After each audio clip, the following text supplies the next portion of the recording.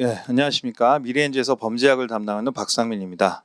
여러분들 그 경찰관부 후보생 시험 범죄학 굉장히 시험 보는 고생이 많으셨어요. 근데 문제 출제 경향과 앞으로 대책을 우리가 마련을 해야 되겠죠. 그래서 해설 부분은 또 별도로 해설을 갖다가 제가 올리겠습니다. 간단하게 포인트 잡아서 이제 말씀을 드릴 거고요. 일단 시험 보는 고생이 많으셨는데 이번 시험 출제의 어떤 특성을 좀 말씀을 드리면, 첫 번째는 최근에 이제 형사정책이나 그다음에 범죄학의 범위를 이제 정할 때 이제 우리가 이제 해경을 제한 우리가 우리가 경행경채라든지 우리가 이제 간부 시험에서는 대부분 이제 범죄학 이론 부분이 출제가 됩니다. 그래서 이제 주로 이제 원인론과 그다음에 대책론의 일부 그죠, 이게 출제가 되고요. 그다음에 법령 부분은 대부분 출제되지 않았습니다. 그래서 주로 이론 부분은 출제가 되고 있고, 올해 이제 경행 경채까지 마지막이 되는데 거기까지 출제되는 부분을 봐서 이 부분을 갖다가 반영해서 앞으로 강의에서 법령 부분을 조금 내용을 줄이거나 그죠, 대폭 축소하고 이론 부분을 강의를 해드려야 될 것 같아요.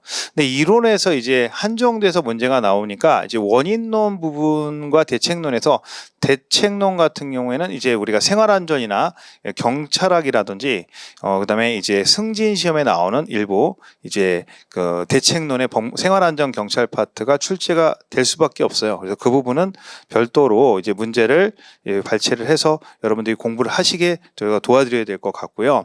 그래서 대체로 이제 원인론과 대책론 쪽에서 문제가 나오되 법령 부분은 출제되지 않았다는 겁니다. 그러면 이제 문제는 뭐냐면, 문제가 시험 보고 나서 오는 학생들이 대부분이 너무 어렵다, 너무 난해하다 이렇게 말씀하셨어요. 근데 전체적으로 봤을 때 이제 시험의 이제 출제 방식이나 이런 것들이 이제 문제 은행식이 아니고 이제 교수 출제다 보니까 또 난이도를 갖다가 지나치게 이제 높게 가져간 것 같아요. 그래서 어렵다라고 하면 단순하게 공부를 해갖고 맞힐 수 있는 문제가 아니라 국내 교과서에도 실려 있지 않고 그다음에 아예 기출 문제는 아예 포함되지도 않은 내용이 다수가 들어가 있어요. 이 부분의 문제들은 사실 여러분들이 실질적으로 풀 수가 없습니다. 이제 강사들도 대부분 내용들을 갖다가 자주 접하지 않는 내용들이 출제가 되고 그렇기 때문에 출제 범위를 벗어난 문제들이 많아요. 그래서 이런 문제들은 실질적으로 다음 시험에서 다시 출제 가능성이 높지 않습니다. 그래서 그런 문제들은 버리고 가는 게 좋아요. 그래서 제가 봤을 때는 앞으로 공부하실 때 목표는, 제가 봤을 때 이런 기조로 나오게 되면 36개 정도를 목표로 해서 공부를 하시되 전혀 나올 가능성이 없거나 또는 지엽적인 부분은 오히려 버리시는 게 좋습니다. 왜냐하면 그 시간을 갖다가 여러 교과서의 논문을 검토한다든지 그런 시간을 발휘하게 되면 오히려 더 힘들어질 수가 있죠. 그래서 공부량을 갖다가 늘리는 것은 그렇게 바람직하지 않은 것 같아요. 그 대신 출제됐을 때 확실하게 맞출 수 있는 문제는 맞추고 범위는 조금만 늘리시는 게 좋을 것 같아요. 조금만. 그리고 또 문제는 뭐냐면 국내에 있는 교과서를 다 봤다고 해도 문제를 못 맞히는 경우가 뭐냐면 본다고 다 기억하는 게 아니잖아요. 현실적으로 그 부분을 갖다가 생각해 본다면 출제 부분이 조금 아쉽다라는 부분을 말씀을 드리고 싶어요. 왜냐하면 공부 열심히 한 사람과 공부 열심히 안 하는 사람의 차별이 있어야 되는데, 아무도 모르는 문제는 속된 표를 찍어야지만이 맞출 수 있는 문제가 되니까 운이 적용된다는 겁니다. 전체적으로 봤을 때는 30문제 같은 경우에 전체 40문제 30문제 정도는 기존에 중요했던 내용에서 나왔고, 10문제 같은 경우에는 기존에 중요하지 않았거나 지엽적이거나 출제되지 않아야 될 부분에 출제가 됐어요. 근데 결국은 이제 30개는 다시 출제될 수 있지만 10개 부분은 앞으로 출제되기 좀 어렵지 않을까라는 부분들이 있습니다. 그래서 그 다음에 이제 기본적으로 제가 봤을 때는 최대 득점은 한 34개 정도 선에서 아마 득점이 이루어졌을 거라고 봅니다. 열심히 공부해도. 그래서 4-5개 정도의 문제들은 다시 출제되기도 어렵지만 실제로 출제가 돼도 틀려야 되는 문제들이에요. 그래서 보통 여러분들이 이제 시험을 볼 때 2가지 정도로 정리를 하셔야 돼요. 출제 범위를 했을 때. 대체로 우리가 이제 각 대학 교재, 출제 범위에서 대학의 교재하고 대학 교재랑 그 다음에 다른 시험에 나온 기출. 근데 이 문제가 되는데, 보통 이제 우리가 시험에서 범죄학을 다루는 거는 경비수사 시험 문제하고, 그 다음에 이제 우리가 경행경채랑 경찰 간부 후보생 시험이 있고, 그 다음에 관련된 내용이 일부 포함되는 게 형사정책이 있어요. 그 다음에 형사정책이나 고시 문제라든지 과거 문제인데, 이 기출의 범위에서 이 벗어나는 문제는 사실 쉽지는 않거든요. 그래서 새로 문제를 갖다가 넣을 수가 없잖아요. 그래서 결국은 대학 교재랑 기출 문제하고 그 다음에 그다음에 여러분들이 보는 수험서 그거가 되는데 여기서 문제는 수험서는 한 권 정도를 본다고 하면 되고 기출 문제도 이제 보고 하면 대학 교재를 어디까지 봐야 된다는 거예요. 대학 교재 모든 대학 교재를 가지고 10권씩 볼 것이냐. 그럼 보통 보면은 이제 보통 범죄학회에서 나온 교재를 일단 기본적으로 보시고요. 그죠? 그다음에 이제 뭐예요? 각 대학 교재 중에 대표적인 교재 한 권 정도 동국대학교든지 그렇죠 대표 교재를 한 권 정도 보시는 그런 쪽에서 선택해야 되는데 이 범위를 벗어나는 것들은 뭐야 실질적으로 이렇게 봤을 때 이 범위를 벗어나는 문제는 사실 뭐야 틀리시는 게 좋습니다. 그래서 제가 종합적으로 이제 문제를 분석해 봤는데 이 범위를 벗어나는 문제가 한 5문제 정도 되는 것 같아요. 그래서 모든 교수님의 교재를 다 볼 수 없잖아요. 그럼 보통 교수님들의 교재를 보면은 이제 실질적으로 순수하게 범죄학만 나와 있는 것도 있지만 범죄 예방론이나 이런 건 경찰학이 포함된 경우도 있어요. 그래서 여기서 이제 기출이라는 것은 뭐야? 우리 시험에 나오는 기출하고 다른 시험에 나온 기출 문제인데 문제는 뭐냐면 해경이라든지 이런 것들은 뭐야? 법령이 나오고 또 일반적으로 봤을 때 여러분들이 봐서는 뭐야? 경비수사 문제 같은 경우에는 뭐야? 실질적으로 교정이나 이런 이론도 한 문제에 출제가 돼요. 그러다 보니까 이 범위가 너무 넓어지잖아요. 그래서 기본적으로 여러분이 했을 때는 이 시험에 기출되는 범위도 이제 한정돼서 공부를 하셔야 돼요. 그래서 그렇게 정리를 해드릴 것 같고 그 다음에 이제 제가 설명을 드릴 때 어떤 부분이 문제가 되냐면 이 수험서라는 것도 여러 개의 수험서가 있지만 여러분 수험서는 대표적으로 이제 한 권 정도만 보시거나 2권 정도 보시는 게 좋아요. 2번 정도 보시면 돼요. 한 권 왜 2권 정도 보시면 되냐면 실질적으로 내용이 다 비슷비슷하고 다 다르잖아요. 그럼 공통적인 부분들을 일단 묻고 차라리 요 대학 교재를 한 권 정도 보시는 것도 방법이 될 수가 있습니다. 모든 교재를 보는 건 시간 낭비가 되니까. 그래서 제가 이제 수업을 할 때 9월 달에 이제 개강을 하게 되는데 9월 달에 교재를 강의할 때 대학 교재를 하나 선정해서 이걸 다 볼 수는 없으니까 범죄학회 교재를 일단 강의 시작을 하겠습니다. 그 다음에 9월 달, 10월 달 한 다음에 11월 달부터는 이제 수험서로 강의를 하고 근데 기출 다음에 이제 예상 문제 지문이 있는데 이번에도 제가 적중 지문 총리하고 OX 문제를 해서 다른 대학 교재 그 대학 교재 몇 권을 해서 예상 지문을 갖다가 제가 정리를 해드렸어요. 그래서 일부는 많이 나온 문제들도 있고 많이 나온 거 그 적중 지문에서 많이 나온 문제가 있는데 대표적으로 보면은 이제 출제된 게 이제 그 1번 문제라든지 그래서 공식범죄 통계 문제라든지 그다음에 2번 문제라든지 이런 것들은 기본적으로 다 나오는 거예요. 그래서 보통 문제가 이번에 40문항 중에서 1번부터 20번까지는 보통 기출된 내용들이 대부분이에요. 보기는 좀 다를 수 있지만. 근데 이제 21번부터 40번까지 중에서 기출되지 않은 부분이나 중요하지 않은 부분이 다뤄졌거든요. 근데 그 중에서 제가 일반적인 문제에서 평소에 다룬 1번 공식 통계 문제라든지 그다음에 2번 문제 같은 경우에는 수업 시간에 출제가 된다고 말씀드렸던 부분이고 예, 코호트 연구. 그다음에 3번 문제 같은 경우에도 기본적으로 모든 교과서에 있는 기출 문제고요. 4번 문제가 이제 범죄학의 발전 과정이라는 부분이 있어요. 근데 그런 부분들은 자주 출제되지 않는 부분인데 여기 이제 출제가 됐고 이거는 제가 하고 그다음에 이제 기본적으로 제가 모든 교과서에 실려 있는 문제는 대부분 다 앞에 있는 건 다 들어가는데 실질적으로 이제 20번까지 내용은 다 비슷비슷한 문제들입니다. 기출 문제가 다 똑같기 때문에. 그래서 21번부터 보게 되면요. 21번 문제 같은 경우가 이제 조금 평가의 문제가 있어요. 페미니즘 문제. 이건 출제가 된다고 말씀을 드렸고 요거는 페미니즘 문제는 출제 가능성이 높아서 우리가 이 문제는 어디에 나와 있는 거냐면 이제 구체적인 지문이 범죄학회의 어떤 페미니즘 내용에 출제된 내용을 변형해서 냈던 문제예요. 그래서 요거 그다음에 그 강조해서 페미니즘 강조를 말씀을 드렸고 그래서 출제가 됐던 겁니다. 조금 난해한 문제지만 그다음에 이제 폴락 같은 게 20회 폴락 같은 경우도 제가 출제가 된다고 말씀을 드렸었던 거고 그다음에 이제 그렇게 보는데 문제는 24번도 출제의 가능성이 있는 문제라고 말씀을 드렸던 우리가 발달 범죄학은 꼭 출제가 된다고 그랬고 그 부분 수업 시간에 많이 다뤘던 부분입니다.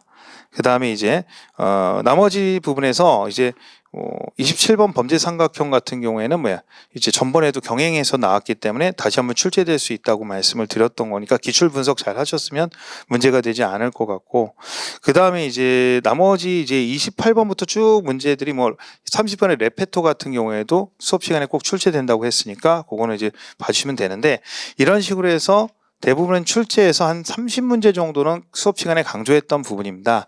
그렇지만 나머지 문제 같은 경우는 굉장히 난해했어요. 그래서 특히 여러분들이 문제 중에서 어떤 부분이냐면 27번 문제 같은 경우가 이제 버려야 될 문제들 예를 들게요. 27번 문제 같은 경우에는 어떤 내용이냐면 이제 웨크가 제시한 범죄 삼각형 문제 같은 경우에는 조금 문제 구성이 좀 잘못되어 있는 부분이 있어요. 27번 같은 거. 그래서 복수 정답 처리했던 그 범죄 삼각형 모형 같은 경우에는 조금 문제가 있다라는 걸 말씀을 드리고, 그다음에 34번 문제가 있어요. 34번 문제가 그죠?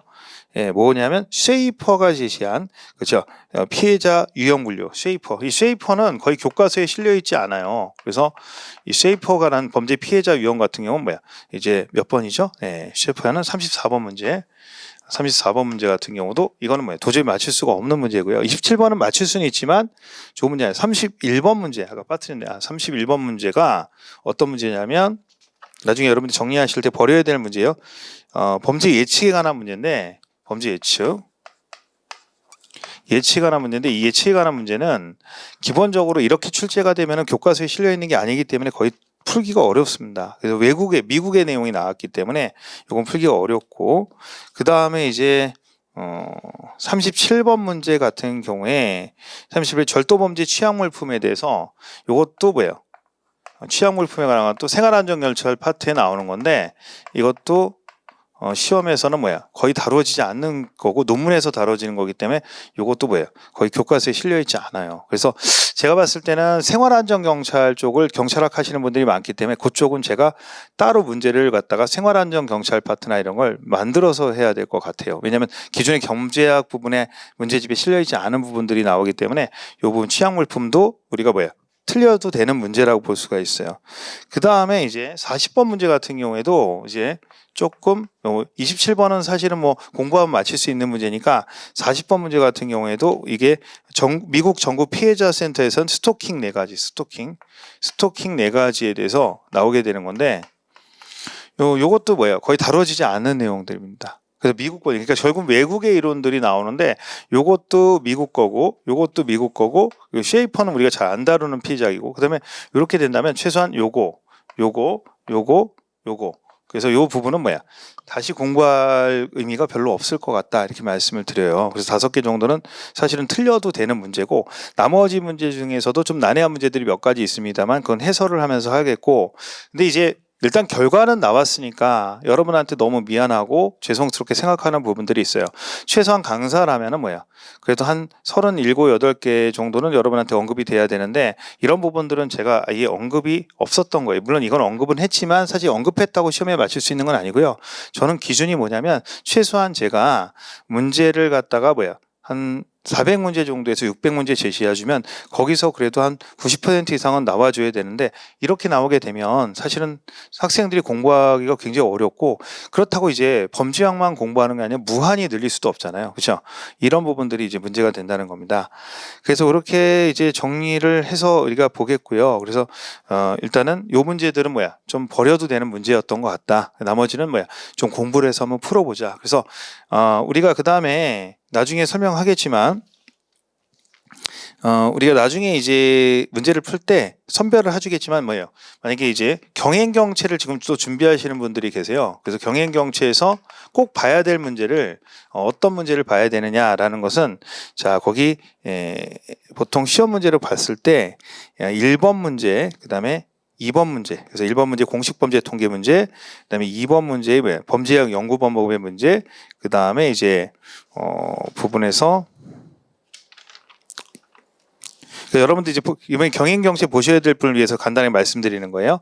나중에 해설을 하겠지만, 그 다음에 8번 문제 행동주의 이론, 그 다음에 11번 문제 사회해체 이론, 그 다음에 12번 문제 같은 게 마약범죄 가담 부분에 대해 아노미론 관점 12번, 그 다음에 14번 문제에서 보시면 되고 14번은 주로 이제 코엔과 비행 하이문화 이론의 내용이 아닌 것들, 그다음에 15번에 이제 버제스 에이커스의 내용에 대한 내용, 그 다음에 21번 문제 페미니즘 범죄 이론, 그 다음에 24번 문제 발달 범죄학 문제, 그 다음에 26번 문제가 이제 아까 얘기했던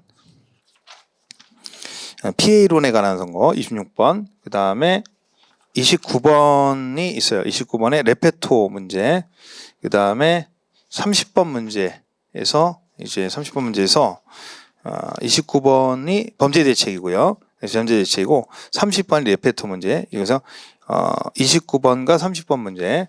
그다음에 38, 39번 문제인데 38과 그죠 약물 범죄랑 39번 홈즈와 드버거 문제, 연쇄살인범 그 정도 봐주시면 될 것 같아요. 그래서 제가 이제 나중에 뭐 경영하시는 학생들은 이제 시험 볼 마지막에 이제 그 문제 해설하고 해서 중요한 문제만 이걸 다 시간적으로 외우는 건 시간적으로 낭비니까 다 이번에 올해 출제 가능성이 있는 문제를 제가 찝어서 그것만 따로 해설을 그 마무리 특강에서 좀 보충해서 드리도록 하겠습니다. 10문제만 딱 고르려고 해요. 올해 왜냐면 내년 내후년에 어차피 해설 강의 들어서 하는 게 아니라 양을 줄여야 되니까 그 말씀을 드릴 거고 그래서 뭐 마무리 특강 들으시면 될 것 같고요. 그 다음에 이제 전체적으로 이제 원인은 왜 이렇게 나왔느냐를 제가 얘기할게요. 대부분이 이제 문제가 어렵게 나온 이유가 뭐야? 원인론에 한정해서 문제를 많이 내다 보니까 시험 문제 난이도를 높여야 돼요. 그럼 기존의 기출 문제를 70% 하고 남의 30% 새로운 문제를 출제를 하다 보니까 아무래도 뭐야 출제에 약간 오류가 있을 수 있고 매끄럽지 않을 수도 있다라는 겁니다. 그럼 사실 출제 범위를 좀 늘리게 되면은 큰 문제는 아니거든요. 근데 이제 우리가 보통 문제를 내고 나면 어디서 냈는지에 대한 근거를 밝히게 되는데 대체적으로 여기 정도, 이 정도에서 대학 교재 한 2권 정도 안에서 이제 문제가 된다고 봐셔야 돼요. 그러면 여러분들이 투트랙으로 정리하시는 게 좋아요. 투트랙이라는 건 앞으로 대책이 목표를 정확하게 정하세요. 목표는 나는 뭐다? 40문제 중에서 36개를 목표로 한다 이렇게 정하시는 거예요. 그래서 지엽적인 거는 버릴 수 있겠다. 왜냐하면 문제가 쉽게 나오면 만점이 나는데 36개 이상을 목표로 하시면 됩니다. 그러면 이제 공부할 때 이제 범위를 딱 정하겠죠. 그래서 대학 교재 한 권 정도는 반드시 봐야 돼요. 한 권 정도 보고 그다음에 기출 및 예상 문제집, 예상 문제들 보고 그다음에 이제 모의고사를 갖다가 다른 대학 교재를 일일이 다 보실 수 없으니까 거기서 발췌해서 좀 풀어드리도록 할 겁니다. 알겠죠? 예, 그렇게 보시고 그 다음에 뭡니까? 기본 수험서는 한번 봐주셔야 되겠죠. 예, 기본서 봐주시고 이런 식으로 요 범위 안에서 내가 정하겠다 생각하시면 돼요. 그래서 보통 이제 모의고사 같은 경우에 한 2권 정도는 보시면 좋아요. 2-3권. 예, 2-3권 정도 보시는데 이제 컬이 따라가시는 분들은 그렇게 하시면 되고 모의고사 2-3권 보시라는 건 유형이 다른 것들이 이제 개발이 돼야 되니까 그리고 가장 큰 거는 지금 기출 유형과 다른 문제 유형들은 사실 지금 문제를 개발을 하는데 시간이 굉장히 많이 걸려요.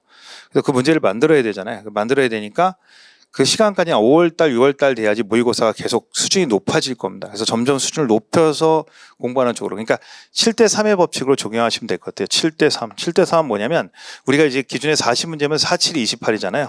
그래서 28문제를 먼저 공부하시는 거예요. 기출이나 기존의 교재에서. 그다음에 나머지 3부분을 갖다가 5월달 이후에 추가로 정리하시는 게 더 좋을 것 같아요.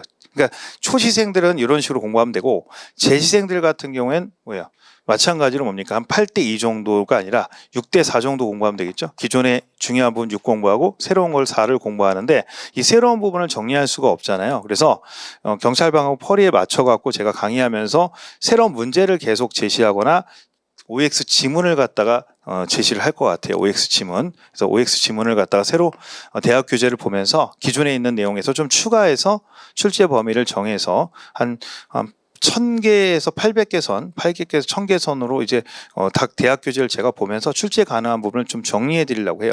가장 큰 거는 뭐냐면 이번에도 문제가 한 32개 정도는 풀만한 문제가 나왔는데 32개 밑으로 맞힌 학생들은 대부분이 어떤 거냐면 기본적인 문제의 내용을 모르시는 학생들도 있어요. 그러니까 이걸 꼭 풀어야 된다 이런 부분이 약하신 분들이 있어요. 그래서 두 가지인데 기본 이론 공부한 다음에 문제를 좀 꼼꼼하게 이제 풀어보는 쪽으로 선택을 할 겁니다. 그래서 그렇게 하고 저는 과감하게 말씀을 드렸는데 지엽적인 것은 버릴 겁니다. 지엽적인 것은 버리고 지엽적인 것은 그래서 나머지 4개에 대해서는 버리는 쪽으로 선택을 하자. 왜냐하면 너무 양이 많아지니까. 왜냐하면 이 양을 잡으려고 하면 양이 문제가 아니라 정말 중요한 36개를 틀릴 수가 있기 때문에 36개 위주로 공부해라. 그래서 여러분한테 대책을 제시해주면 대학 교재 한 권은 꼭 보셔야 돼요. 근데 대학 교재 혼자 보시기 어려우니까 제가 한 권 정도는 강의하면서 소화를 해드리고 제 입장에서는 제 교재로만 강의하는 게 좋을지 모르는데 문제는 뭐냐면 문제가 이제 보통 대학 교재는 뭐야? 흐름으로, 행간의 흐름으로 이렇게 나오게 돼요. 그래서 그 부분을 읽는 훈련도 좀 해야 되기 때문에 그 부분에서 대학 교재에서 필요 없는 부분은 삭제해주고 필요한 부분은 정리해주고, 그래서 대학 교재 하고, 그 다음에 이제 우리가 수험서 공부하면서 정말 전통적으로 중요한 부분들 정리해주고, 수험생 기출, 그 다음에 기출 문제를 보면서 뭐야? 한 70% 잡고, 그 다음에 나머지 예상 문제나 모의고사를 통해서 하게 되고, 모의고사는 계속 뭐야? 매월 이제 출제되는 부분들이 있을 테니까 중복되지 않도록 최대한 여러분한테 대비하도록 하겠습니다. 제가 할 수 있는 건 그거고요. 마지막으로 말씀을 드리는 건요.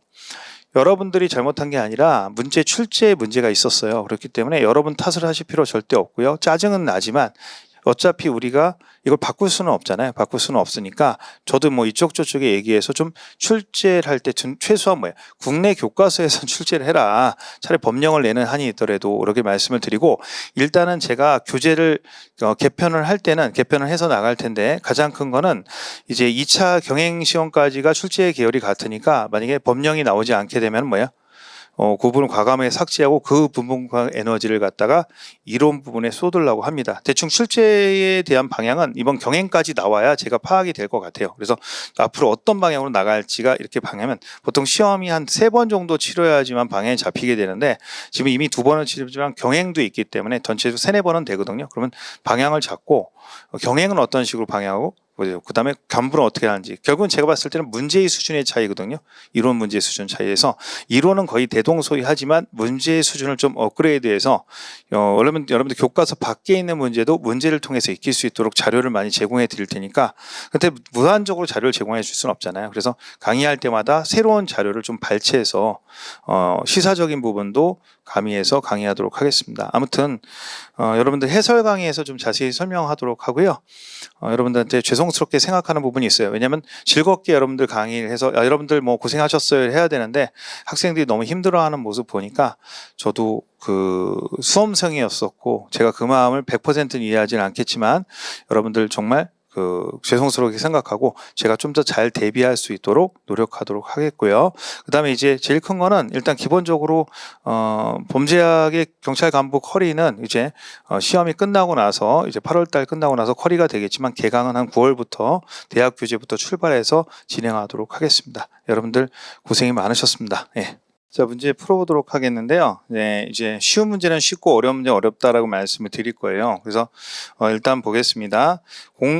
우리가 이제 경찰 간부 문제 같은 경우에 어려운 문제는 어렵게 해서 여러분 정리에 대해서 판서할 거는 간단하게 판서를 좀 해놨어요. 그래서 나중에 필요한 부분은 적으시면 되겠고, 우리가 일반적으로 이제 해설지가 언제 나가냐는데 이게 국내 교재에 없는 내용들 같은 경우에는 대부분들이 논문이나 이런 걸 찾아서 충분히 해설을 해야 되기 때문에 좀 시간이 걸릴 수가 있습니다. 쉬운 문제는 쉽게 해설하지만 어려운 문제는 또요. 그 예상될 수 있는 부분까지 적어드려야 되기 때문에 자 보겠습니다. 일단 지금은 어떻게 당장 다음 시험에 나올 부분들이 어떻게 방향으로 나올지 위주로 설명할게요.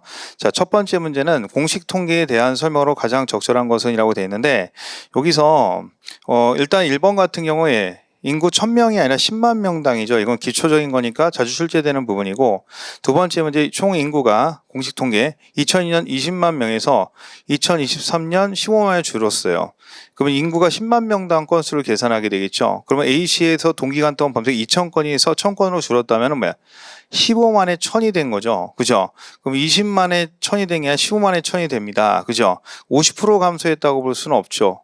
그렇죠? 인구가 줄었으니까. 그래서 이걸 수학으로 계산을 제가 해봤더니 보통 보면은 이 정도면은 보통 33점 그죠? 4% 정도 이렇게 나와요. 33.6%인가 33.4 이렇게 나오니까 30 그렇죠? 그렇게 됩니다. 계산이 되니까 정확히 50%는 안 나오게 되는 거죠. 그렇죠? 여러분 말씀드렸지만 이걸 수학적으로 계산하면 돼요. 그래서 요거는 상식적으로 생각했을 때 1000건 단위로 계산하니까 당연히 인구가 반이 주는 게 그죠? 5만이 줄었잖아요. 5만이 줄었으니까 똑같이 준 게 아니죠. 50%가 준 게 아니라 조금만 감소한 거에 되겠죠. 그러니까 요거는 수학적으로 계산 안 해도 상식으로 풀 수 있고요. 우리나라의 공식 범죄 통계 중 경찰청 범죄 통계와 검찰청 범죄 분석의 범죄 발생 건수가 동일하다. 이게 왜 틀렸냐면 경찰청 같은 경우에는 경찰에 접수된 것만 하지만 검찰청 같은 경우에는 경찰 플러스 검찰이 직접 인지한 것까지 포함을 하게 돼요. 그럼 당연히 건수가 더 많을 수도 있겠죠. 그렇죠? 그런데 결국 이게 시험에 중요한 건 아니라 기준이 다르기 때문에 다를 수 있다라고 수업 시간에 얘기했어요. 그죠? 그렇게 정리하면 되겠고, 우리나라 경찰의 건강은 100%를 초과하여 달성되는 경우도 종종 발생한다. 이거 수업 시간에 몇 번 얘기했었죠.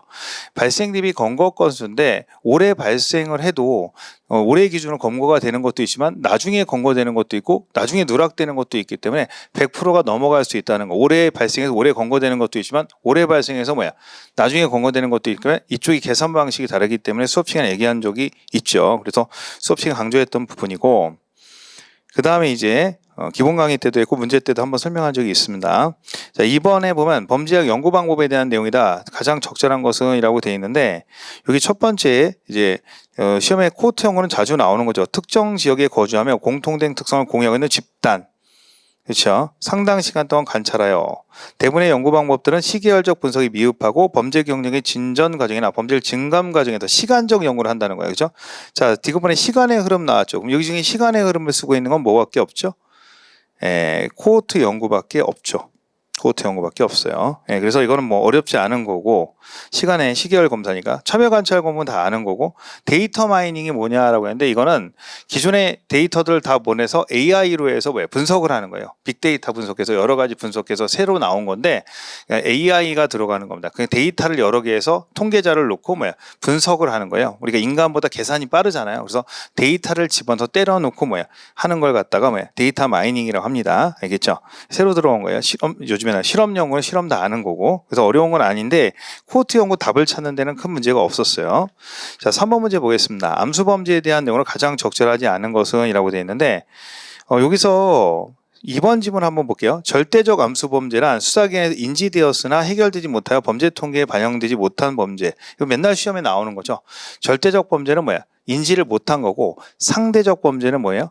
인지는 했는데 검거를 못한 것이죠. 그렇죠? 그래서 이건 절대적 암수 범죄가 아니라 상대적 암수 범죄로 바꿔줘야 됩니다. 이건 평이한 문제니까 크게 문제가 되지 않아요. 근데 4번 문제가 좀 까다로웠다고 하는 학생들이 있는데, 범죄학의 발전 과정은 시간 순서대로 나열한 것 중 가장 적절한 것은 일단 기본적으로 고전학파가 제일 먼저예요. 그래서 18세기 고전학파가 제일 먼저고요.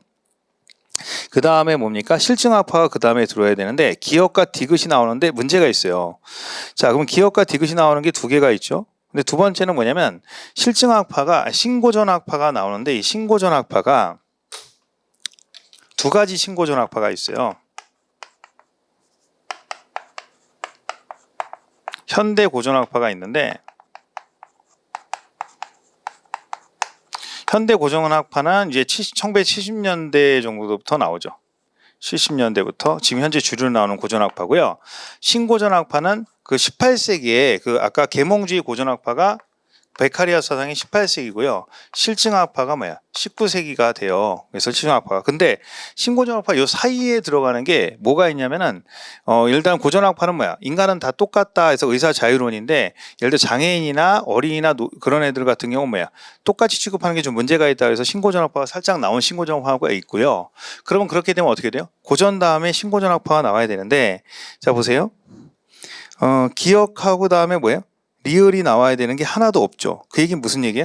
여기서 신고전학파를 뭘로 보냐면 현대고전학파로 넘겨버리는 겁니다. 그래서 여기서 말하는 고전학파는 현대고전학파와 신고전학파를 같이 취급하는 학자들이 있어요. 그래서 이 신고전학파를 무시하고 현대고전학파를 신고전학파로 보는 경우가 있죠. 여기서 보기 위해서 한번 보면 되겠고, 그래서 그러면은 여기서 그 다음에는 실증학파가 나와야 돼요. 그럼 기억과 디귿이 나와서 19세기니까 그 다음에 이제 시카고 학파가 1920년대죠. 그렇죠. 시카고가 1920년대부터 출발하죠. 시카고 학파가 1920년대부터 출발해요. 그렇죠? 1920년대부터 30년 사이에 출발하고, 그 다음에 이제 문제가 되는 건 니은까지는 됐는데, 그럼 기억, 디귿, 니은이니까 비슷한데 1번하고 2번이 3번 다 경합되죠. 기억, 디귿, 니은, 기억, 디귿이니까 1번하고 3번이 경합되는데, 미음하고 리을의 문제잖아요. 그렇죠? 이 비판주의 범죄학이 1960년대 후반부터 나와요. 60년대부터 70년대까지 쭉 나오거든요. 비판적. 현대고전학파가 70년대. 그러니까 비판주의가 여기 먼저 나오고 현대고전학파가 나오게 되기 때문에 지금 현대고전학파 미국의 주류죠. 그래서 답은 1번이 됩니다. 알겠죠? 네, 이렇게 정리하시면 될 것 같고, 사실 그렇게 좋은 문제는 아니에요. 뭐 우리가 역사 공부한다는 무슨 의미가 있겠어요. 근데 출제를 했으니까. 그다음에 5번 문제 보시면 이건 고전주의와 실증주의 범죄학파를 겨낼 기술한 것입니다. 실증주의 학파의 내용으로 바르게 짝지어진 것은이라고 됐는데, 이거는 늘 시험에 나오는 거고 어느 문제집이나 다 있죠. 그래서 평이에요. 그래서 이거는 그냥 인본주의 철학 사상을 배경으로 한다. 자, 이거는 이제 그 다음에 인간은 환경에 영향을 받는 존재이다. 과학적 연구 방법을 중시한다. 이 중에서 제가 이제 아까 제가 이제 그 총평을 하면서 경행 경치에 나올 수 있는 만한 문제는 미리 집어드렸어요, 번호를. 그러니까 그때 했기 때문에 따로 여기서 짚지는 않겠습니다. 자, 그럼 인본주의 철학 사상은 뭐예요? 고전학파죠. 환경에 영향을 받는 존재라는 건 뭐야? 의사가 자유롭지 않다니까 실증학파고, 과학적 연구 방법이니까 실증학파고, 그 다음에 뭐야? 일반 예방이면 고전학파니까 미음번에 보면 뭐야? 개인의 특성을 가져 차별적으로 결정된다는 건 뭐야? 형벌은 되니까 형벌에 개별하니까 실증학파의 내용이네요. 그래서 니은, 디귿, 미음이 됩니다. 이건 뭐 늘 시험에 나오는 거니까 어렵지 않게 풀 수가 있어요. 지금까지 뭐 큰 문제 없습니다. 6번 문제에 보면 생물학적 범죄의 원인론에 대한 설명으로 가장 적절하지 않은 것은, 이건 늘 시험에 나오는 거죠. 그래서 거기 3번에 허칭스와 매든이 했을 때 입양아 연구에서 양아버지 영향이 생물학적 아버지 영향보다 크다고 하면은 뭐야? 안 되죠. 그렇죠? 그래서 실부가 더 영향이 크다고 했죠. 그래서 답은 3번이고 아무도 이건 틀릴 학생이 없을 겁니다. 예, 그 다음에 이제 프로이트의 정신분석 이론이 있는데, 요거는요 가장 적절한 것은이라고 돼 있어요. 프로이트 인성구조에 따르면 이드는 뭐야? 쾌락이 원칙이 맞아요. 그렇죠? 이건 시험에 출제 가능성이 있는데, 이드, 그 다음에 에고가 뭐예요? 그러니까 슈퍼에고가 뭐야? 슈퍼에고가 이게 뭐예요? 도덕이죠, 도덕. 그렇죠? 그 다음에 뭐야? 에고가 뭐야? 이성이죠, 이성. 그렇기 때문에 이건 틀린 겁니다. 예, 이거는 이제 에고는 도덕원체 슈퍼에고가 따르는 거니까 틀렸고, 슈퍼에고는 양심이 이상 같은 긍정적 의심으로 미발달 경우는 문제지만 과다하게 발달한 경우 문제가 되지 않는다. 자, 미발달에 대해서 얘기하는 사람이 누구죠? 에이크혼이고요. 과다한 발달의 죄책감이 뭐야? 프로이트죠. 그래서 과다 발달도 문제가 된다는 프로이트 이론이 있기 때문에 틀렸어요. 프로이트의 인간 발달의 성심이 구항남장성. 예, 그래서 이거는 시험에서 순서는 외우시라고 했죠. 예, 생식기가 성기기니까. 그 다음에 이제 그때 이제 보시면 남근기에 뭐가 형성된다 그랬죠? 리비도가 형성된다 그랬죠? 그 리비도가에서 남근 선망이 뭐가 되죠? 일렉트라 컴플렉스고, 거세 공포가 뭡니까? 오이디푸스 컴플렉스가 됩니다. 그래서 3번 같은 경우에 남근기 여자아이가 이렇게 돼 있으면 4번은 오이디푸스가 아니라 일렉트라 컴플렉스가 되는 겁니다. 이건 쉬운 문제라고 볼 수가 있어요. 순서만 외우면 되니까. 그 다음에 이제 사회학습 이론이 행동주의 이론을 바탕으로 이루어진 실제 실험에 대한 설명으로 가장 거리먼 것은. 그럼 실험은 다 실험이라는 얘기인데, 보기 지문에서 사회학습 및 행동주의 이론을 가지고 하는 실험이 뭐냐는 거예요. 행동을 바꾸는 거. 학습 이론에 연결된 게 아닌 게 뭐냐. 학습 이론과 관련되어 있는 거 보세요. 조건 자국. 이거는 뭡니까? 고전적 조건 형성의 파블로프에 침 흘리는 거죠. 그렇죠? 예. 그래서 종소리를 내면 침을 흘린다. 고전학파. 피실험체 우연형 기계 지렛대 누르기는 스키너의 조작적 조건 형성 이론이 되죠. 학습. 그래서 보상 강화. 자, 성인 모델의 인형을 대상하는 폭력적 비폭력적 행동을 아동이 화면으로 시청한 후 이렇게 되는 게 뭐죠? 이게 뭐냐면 그 보보 인형 실험이죠. 반도의 보보에서 인형 갖고 때리는 거랑 다듬어 주는 거랑 해서 이게 나중에 어떤 역할을 하게 되냐면 매스컴과 범죄 이론에 영향을 미치게 되죠. 그래서 학습 이론이야. 그래서 이건 우리가 직접적으로 뭡니까? 관찰을 하더라도, 그러니까 직접 내가 교육받지 않아도 관찰을 통해 대리가 가능하다는 거 배웠고, 그래서 이건 다 학습 이론이에요. 근데 네 번째가 가상의 교도소에서 교도관과 수용자 역할을 하는 것, 이건 스탠퍼드 실험이죠. 짐바로드 실험인데, 이거는 뭡니까? 사람이 환경에 있어서 사회심리학이에요. 사회 환경에 있어서 한쪽은 무슨 역할? 죄수 역할을 하고, 한 사람은 뭡니까? 교도관 역할을 했을 때 그 역할에 몰입돼서, 그죠? 사람의 환경이 사람을 어떻게 바꾸는가의 내용이고, 학습 이론하고는 상관이 없어요. 알겠죠? 상황이 사람을 어떻게, 그러니까 자의리가 사람을 만드는 거다라는 내용이고, 이거는 범죄랑 관련이 없습니다. 그래서 답은 4번이 되겠고요. 그래서 이건 중요한 건 학습 이론과 관련이 없는 거야. 그러면 1, 2, 3번은 학습과 관련돼 있지만 4번은 학습이 관련된 게 아니라 사람이 위치와 환경에 따라서 어떻게 변할 수가 있는가라는 부분이기 때문에 그게 신경 쓸 건 없을 것 같고요. 그 다음에 이제 심리학적 특성 이론 중 인지 이론에 대한 설명으로 가장 적절한 것은 인지. 자, 인지는 사람이 어렸을 때 이제 피의자 인지 이렇게 그랬죠. 피의자에서 어렸을 때부터 인지 발달이 되면서 그죠? 옳고 그름을 판단하는 능력이 점점 발달하게 도덕 발달이 된다 그랬죠. 유아기서부터 쭉 성장하면서 그죠? 그래서 연령에 따라서 쭉 발달하게 된다고 했죠. 그래서 요거는 뭡니까? 1번이 되겠습니다. 알겠죠? 피아제하고 그것도 콜버그 인지 발달, 도덕 발달 이론이죠. 네. 그다음에 두 번째 거는 보상에서 강화되고 처벌에서 소멸된다는 건 차별적 강화 이론이라고도 할 수 있고 이거 심리학 이론이니까 어떻게 돼요? 우리가 스키너의 실험에 대한 거죠. 예, 그래서 그다음에 미디어가 어떻게 범죄와 폭력에 영향을 미치는지는 이거는 보보 인형 실험 같은 거, 보보 인형. 이제 인형을 보고 영상을 보고 때리는 영상을 보고 그걸 따라하는데 이게 나중에 뭡니까? 매스컴과 범죄 이론에 연결되게 돼요. 초기 아동기 무의식 나왔으니까 누구죠? 프로이트죠. 그래서 인지 이론하고 관련이 없는 것들이 소거하다 보면 1번밖에 안 남아요. 지적 능력 발달이 되는 게 인지 능력 발달이에요. 그러니까 키워드가 지적 능력 발달이죠. 그 다음에 이제 10번은 더욱 쉽죠. 다음의 내용을 주장한 학자는 누구인가? 수업 시간에 굉장히 강조해서 얘기했던 내용이죠. 그래서 사회적 규범 해체의 원인은 이기주의와 아노미다. 아노미를 처음으로 주장한 사람이죠. 그럼 머튼 아니면 디르켐인데 어느 사회나 일정량의 범죄는 발생할 수밖에 없는 자극이 자연스러운 범죄는 정상설을 추구했죠. 그러면 더 이상 볼 게 없죠. 답은 디르켐이 되겠습니다. 됐죠? 네. 11번 보겠습니다. 사회 해체 이론에 대한 설명으로 가장 적절하지 않은 것은 이라고 되어 있어요. 일단 아노미가 나왔으니까 아까 10번은 머튼 아니면 디르켐이에요. 근데 머튼 같은 경우는 목표와 수단이란 말이 나와줘야 돼요. 보기 주변에. 근데 없으니까 디르켐이 되는 겁니다. 사회 해체 이론의 설명으로 가장 적절하지 않은 것은 자, 첫 번째 사회 해체란 지역사회가 공동체 문제 해결을 위한 능력이 상실된 거. 그러니까 슬럼에서 누가 담배 피고 초등학생이 술 먹어도 규제를 못하는 거죠. 그렇죠? 초기 사회해체 이론은 사회해체의 개념을 명확히 측정하고 다수의 실증 연구를 개시했다. 일단은 시험 문제를 풀 때 이건 느낌으로 초기 사회해체라는 단어가 나오면 명확하지 않았겠죠. 그러니까 처음에 초기라는 단어가 나오면 그래서 이게 초기 사회해체는 해체라는 개념이 뭔지를 몰랐는데 나중에 이게 지역의 안정성을 깬 것이다. 버식과 웹이 설명했죠. 쇼와 메이케이가 얘기했던 사회해체꼴 범죄를 해서 이 명확성이 없어서 사회해체라는 건 지역의 안정성을 깨졌는데 이 안정성이 소통과 감시가 깨진 것이다 이렇게 얘기를 했죠 나중에. 그래서 이거는 시험 문제 초기 사회 해체 이론이라는 단어가 나오면은 당연히 해체라는 게 명확하지 않고 그게 굳어지는 거죠. 그렇죠? 그다음에 나머지는 어떻게 설명할 거 없고요. 그다음에 이제 수업 시간에 이거는 강조했던 거예요. 초기 사회해체 이론. 그 다음 12번 보겠습니다.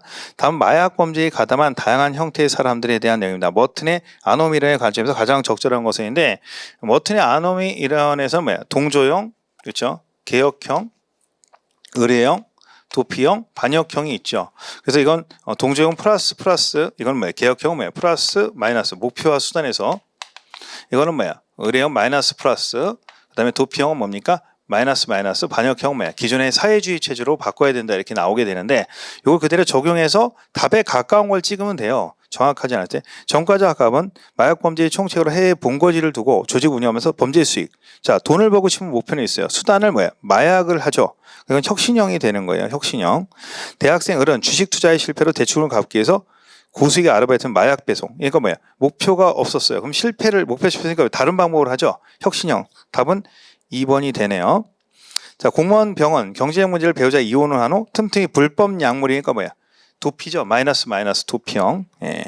그 다음에 가정주부 병원 한때 마약 중독에 빠졌으나 지금 재활 치료를 해요. 그러면 사회적 목표가 생겼고 수단도 있어요. 재활 치료. 그래서 굳이 따지면 동조에 가깝죠. 동조에 가깝습니다. 알겠죠? 예.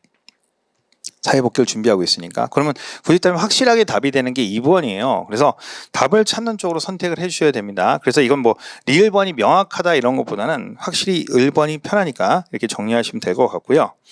그 다음에 범죄 원인에 대한 학자들의 견해로서 가장 적절하지 않은 것은 이라고 되어 있는데 요거는요. 자, 반두라는 사람들의 폭력 행위를 할 수 있는 능력을 가지고 태어나는 것이 아니라 이게 반두라가 차별적 접촉 이론을 가르쳐준 사람이야. 누구에게? 서덜랜드에게 공격 행동을 학습하는 것이다. 그치? 학습. 범죄는 학습이다. 반대로 학습 이론이고요. 아들러는 열등감을 갖는 사람들 열등감을 보상받기에 탁월함을 보여주는데 뭐라고 했죠? 아들러는 권력의지라는 게 있다 그랬죠. 아들을 낳는 권력의지. 수업 시간에 얘기했죠. 그래서 이 권력이 있는데 능력이 안 되는 사람은 이거 권력을 타인을 제압할 능력이라 타인한테 영향을 미치는 능력이 없기 때문에 그 부분을 범죄로서 푼다고 말씀을 드렸죠. 예, 콤플렉스라는 단어예요. 그래서 권력의지. 글레이저는 단순히 범죄적 집단이나 자치에 접촉함으로써 범죄를 저지르는 것이 아니라 그들은 자기와 동일시하는 단계에 이르러야 범죄를 저지른다. 이거 차별적 동일화 이론이라고 했죠. 예. 그래서 중거 집단에 동일화되는 것. 예. 그래서 어떤 사람은 동일화되고 어떤 사람은 동일화되는 건 선호의 문제다. 볼비는 애착이론이죠. 애착이론. 어렸을 때 볼을 비빈다고 했죠. 볼을 비빈다. 엄마하고 친해진 애들은 애착이 있는데 엄마가 없는 경우는 엄마한테 애착이 없으면 애들이 나중에 사이코패스나 공격성으로 다닐 수 있다. 충분한 애착을 형성하지 못했기 때문에. 그래서 볼을 비빈다 수업 시간에 얘기했죠. 네, 볼 비비. 자, 거기서 이제 보상 행동이 강화되지만 그러면 칭찬이나 보상은 강화되고 그다음에 억제된다는 건 전혀 다르죠. 이거는 차별적 강화 이론이죠. 차별적 강화 이론. 네, 됐어요. 그래서 이건 볼비는 애착 이론만. 그래도 애착이라는 단어 엄마가 나와야 돼요. 보기 지문에. 그래서 틀린 거고요. 코엔의 비행 하위 문화 이론에 대한 비판으로 가장 이거 어려운 문제인데 왜냐면 왜 하위 문화의 내용에 대한 내용이 문제가 아니라 하위 문화에 비판하는 거예요. 하위문화를 비판하는 거란 말이야. 그럼 첫 번째 질문 볼게요.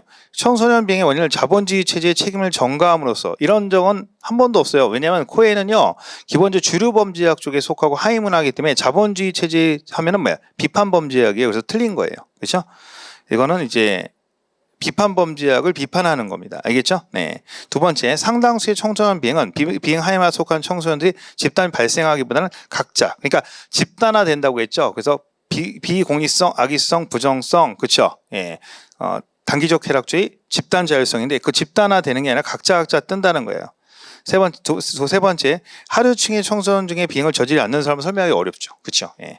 네 번째는 비행 하위 문화는 중산층에 대해서 설명하지 못하죠. 그래서 지금 하위 문화를 비판하는 게 이 세 개 정도가 있어요. 그다음에 이제 조금 더 설명하면 중하 기술에서 하위 문화에 늘 젖어 있는 게 아니라 어쩌다가 하는 것이다. 갔다 와서 후회한다. 그래서 부정성이 물들어진 게 아니다. 이게 주장하게 되는데 일단 자본주의라는 단어가 키워드입니다. 답은 1번이에요. 네. 자, 그 다음에 이제 버제스 에이커스의 차별 강화 이론에 대한 설명으로 가장 적절하지 않은 것은 이라는데 범죄 행위에 대해서 처벌이 이루어지지 않아 범죄 행위가 계속 지속 강화되면 이건 부정적 처벌이 아니라 그렇죠? 이거는 부적 강화라고 해요. 부적. 그렇죠? 부적 강화. 그렇죠? 예. 정적 강화 긍정적 강화. 강화가 있는데 긍정적 강화는 보상을 해가지고 계속 행동을 하게 하는 거. 부적 강화는 부정적 강화는 부정적인 거예요. 처벌을 안 하는 거야. 알겠죠? 처벌을 안 하니까 그 행동을 계속하는 걸 부적 강화라고 하는 겁니다. 알겠어요? 예, 그 계속 행동이 여기서 일단 개념이 되는 건 뭐냐면 계속 지속 강화된 다음 처벌이 아니라 강화되는 거잖아. 그래서 요건 1번이 됩니다. 예. 자, 범죄 행동은 행위의 결과를 얻게 된 보상과 처벌에서 움직이죠. 범죄 행위에 대한 보상이 제공됨으로써 계속 긍정적이 되겠죠. 그렇죠? 네. 차별적 접촉 이론과 심리학적 학습 이론. 차별적 접촉 이론은 타인을 통해서 학습이 되고 스키너의 심리학적 학습 이론이 나오는 거죠. 그래서 조작적 정의. 그렇죠? 예. 조작적 조건화에서 그 스키너의 쥐새끼 실험 있죠? 쥐 실험에서 이제 나오는 겁니다. 됐죠? 그 다음에 이제 16번 보겠습니다. 이거 어려운 문제는 아니고 다음은 범죄 이론의 주요 개념 정책 함의에 연결한 것입니다. 이렇게 돼 있어요. 쭉 보니까 가번에는 뭐가 들어가야죠? 재통합적 수치 심의에 들어가야 되니까 브레이스 웨이트가 들어가야 될 것 같고요. 그죠? 네, 브레이스 웨이트. 맞죠? 예. 서덜랜드는 주요 뭐가 들어가야 되죠? 가번에 들어가는 건 뭐가 들어가야 돼요? 가번에 들어가는 건. 자, 가번에 들어가는 건 사회학습 차별적 촉책 쭉 나와 있는데 주요 개념이 가번에 들어가는 학습이죠. 학습이니까 니은번이 들어가야 돼요. 니은번. 그다음에 나번에 들어가는 건 재통합이니까 브레이스 웨이트가 들어가면 될 것 같죠. 그다음에 레머트는 낙인 이론이니까 낙인을 안 해니까 전환해야 되겠죠. 절차. 그래서 답은 4번이 됩니다. 저도 이 문제를 처음 봤을 때 이걸 어떻게 풀라는 거지 했더니 연결해서 꽂는 거더라고요. 그래서 꽂아봐서 말이 안 되는 거 정리하면 되겠고요. 네. 자, 그 다음에 이제 허쉬의 사회유대 이론에 대한 설명으로 적절하지 않은 것은 사회 통제 이론. 모든 사람은 범죄성을 지니고 있는 건 아니지만 틀렸죠. 허쉬 통제 이론은요, 기본적으로 모든 사람은 자연 상태에서 다 짐승이라고 얘기를 했어요. 허쉬가. 성악설이다. 근데 연대가 되어 있어도 범죄를 저지르지 않는다고 말씀을 드렸죠. 자, 그래서 이제 정리하면 되겠고요. 그래서 일단 벌써 답이 나왔네요. 두 번째는 비행 원인론 등등등, 애착, 그 다음에 등등등 됐죠. 예. 답은 1번이 되겠습니다. 예. 그 다음에 이제 뭐가 틀린 거죠? 범죄성을 지니고 있는 것은 아니지만 이게 틀린 거죠. 그렇죠? 다 지니고 있고요. 그 다음에 18번 보겠습니다. 다음 고등학교 야구선수 A의 비행 시작과 비행 중단에 대한 이론적 설명입니다. 가장 적절하지 않은 것은 어려서부터 유망한 야구선수였던 A는 자, 이런 문제 유형이 좀 시험에서 좀 앞으로 사례가 나오게 되면 사례 풀 때 시간이 많이 걸리죠. 근데 그렇게 어렵진 않아요. 한번 풀어볼게요. A는 고교 진학 후 좋은 성적을 내는 심리적 부담과 급작스러운 부상으로 야구를 그만두고 자, 비행친구가 어울리게 됐습니다. 그렇죠. 그럼 얘네들은 유망하니까 슬럼에 있는 애는 아니니까, 그렇죠. 이건 일반 긴장 이론으로 설명할 수 있어요. 여기는 그죠? 예. 하위 문화가 아니라 하지만 소속팀을 떠나 음주, 흡연, 성인 오락실 출입 등은 방학 일탈로 시간을 보내 중 정말 원하고 좋아하는 일이 생겼어요. 자체에서 깨닫고 이렇게 돼 있어요. 다시 여러 살 야구로 돌아왔다. 그렇죠? 그리고 일탈적 생활 습관의 추후 선수생활 유지하는 데 지장을 줄 수 있다고 생각하여 비행친구 유혹을 뿌리치고 운동에만 매진하게 되었다. 그래서 일단 얘는 하위 계층은 아니에요. 1번 A군이 일반 긴장에 따른 야구선수 A 부상과 성적의 대부분은 일반 긴장이죠. 긴장, 스트레스로 볼 수 있고 2번 허쉬 사회유대 이론은 A가 야구 복귀 후 비행친구 유혹을 뿌리치고 운동에만 매진하는 것은 지금 자기 목표가 생겼죠. 그죠? 목표가. 좋은 운동선수가 되기 위해서. 그러니까 전념 맞아요. 레클리스의 봉쇄 이론에 따르면 A의 비행 중단은 외적보다 내적. 왜? 부모님이 외적인 거고 자기관념이 내적인 거잖아요. 이건 자기관념이 강하잖아요. 왜?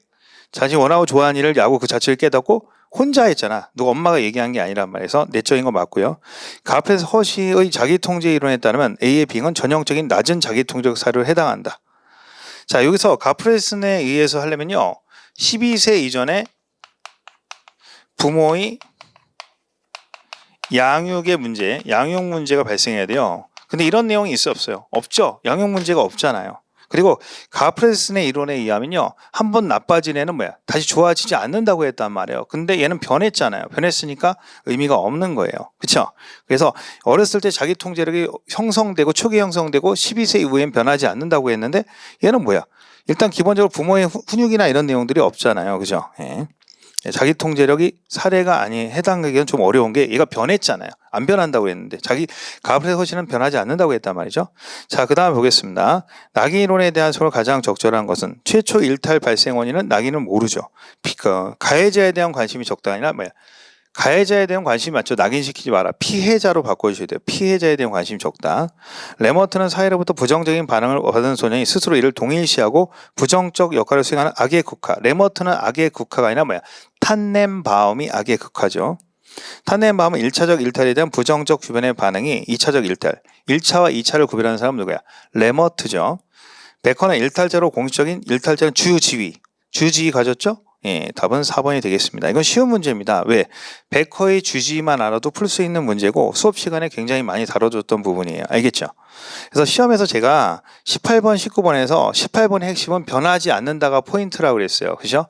예, 발전이라고 하면 차이점이 변하지 않는다고 그랬고, 그 다음에 19번 같은 경우에는 이제 늘 연결이 바르지 않는 것으로 나오게 되니까 포인트가 그냥 그런 거고요. 그 다음에 갈등 이론에 대한 설명을 가장 적절하지 않은 것 20번 문제인데, 이거는 이제 사람들마다 주장한 내용이기 때문에 외우실 필요 없고요. 챔블리스가 나오죠. 이 챔블리스가 나오는데 챔블리스는 그죠?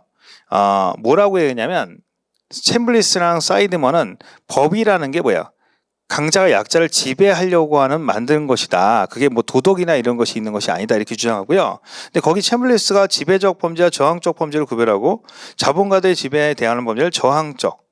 자, 이건 자본가들의 범죄가 그래서 퀸이가 퀸이가 우리가 뭡니까?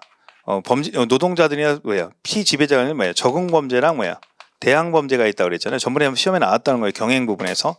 그 부분을 설명하는 겁니다. 알겠어요? 네. 그래서 시험에서는 답은 4번이 되고 챔블리스를 몰라도 저항적 범죄, 그죠? 예, 범죄를 지배와 범죄의 저항적 범죄고 자본가들의 지배에 대항하는 범죄를 저항적, 그렇죠? 저항적이 뭡니까? 대항 범죄 같은 말이죠. 그래서 이건 퀴니의 분류이기 때문에 틀린 겁니다. 자, 그럼 페미니즘 범죄 이론에 대한 설명으로 가장 적절하지 않은 것은 이 페미니즘 자주 나오는데 자유주의적 페미니즘이라고 되어 있죠. 이 자유주의적 페미니즘 여러 가지가 있는데 초기 페미니즘이에요. 그래서 남자 여자가 그죠? 왜 그 페미니즘 여성 해방이거든요. 그 왜 여자들이 범죄율이 낮고 여자들이 하냐면 기회를 갖다가 동일하게 제공하면 된대요. 기회 나왔어요, 안 나왔어요? 기회가 하면 성불평등이 해소될 수 있다고 해요. 그런데 이제 그 다음에 나오는 게 뭐죠? 자, 자유주의적 페미니즘 다음에 뭐야? 마르크스 페미니즘이 나오죠. 그 다음에 뭐야? 사회주의적 페미니즘. 그 다음에 뭐야? 급진적 페미니즘으로 나눠져요. 그래서 자유주의적 페미니즘은 뭐야? 남자 여자의 동등한 기회만 제공하면 뭐야? 그죠? 우리가 억압이 없을 것이다고. 마르크스는 뭐야? 기회뿐만 아니라 결국은 뭐야? 남자 여자는 뭐야? 계급 갈등 사이에 뭐야? 임금 격차가 핵심이라는 거야. 남자 여자 임금 격차가 본인이 원인이 된다는 거. 돈 때문이라는 거죠, 그렇죠? 근데 사회주의적 페미니즘은 이제 임금 격차만 있는 게 아니라 뭐가 추가된다, 그렇죠? 가부장적인 부분의 사회, 가부장적 사회의 부분이 이 부분이 중요한 부분인데 왜 이걸 얘기하지 않느냐, 그렇죠? 급진적이라는 건 뭡니까? 이건 다 필요 없고 여성이 임신과 출산을 하게 되잖아요. 출산하게 되면 여성이 노동 능력을 상실하게 됐을 때 그때 남자가 뭐야? 성통제를 하게 된다는 거야. 급진적으로. 결국은 임신과 출산을 할 때 여성들이 불리한 조건이 되기 때문에 그때 노동력이 없으니까 이렇게 되는 거예요. 그래서 이게 1970년대까지 쭉 넘어가게 되는데 그러면 여기 나 있는 것은 첫 번째는 뭐야? 기회라는 말이 나왔고요. 두 번째는 뭐야? 계급 불평등과 가부장 나왔죠. 그렇죠? 그 다음에 뭐야? 급진적은 뭡니까? 나약한 중에 통제라 지배를 할 수 있다고 되죠. 그렇죠? 생활력 무혈성 뭐야? 남자는 뭐야? 임신 안 하니까 그 기간 동안 뭐야? 평소 때 대등하게 기간에도 결혼하고 나서 임신했을 때 남자가 여성 성통제를 한다는 거야. 성통제.